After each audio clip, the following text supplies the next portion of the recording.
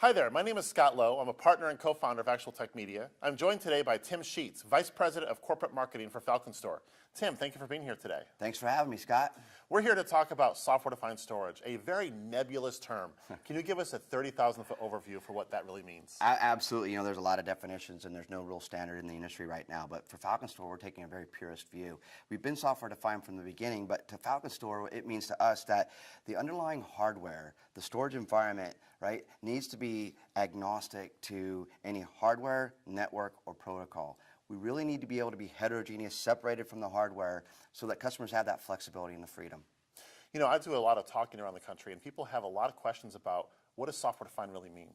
So they ask questions about what does the hardware need to look like? What does my application then interact with? What does that look like generally in a software-defined system? Absolutely.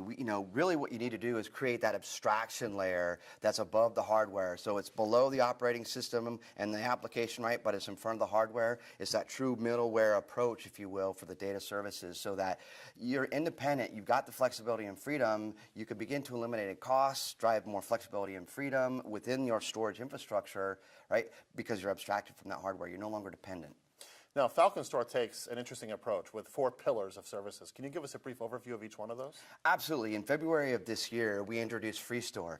And what we're really doing is we're creating that abstraction layer. We're virtualizing the underlying physical storage so that we can provision, deliver unified data services across your entire infrastructure and begin to address the 4 really core use cases that we see customers using today, whether it's data mobility to migrate data, move data, continuity to make sure things are available, protect it, recover it, or certainly optimize it. Sounds good. Why don't we jump into one of the pillars now? Great.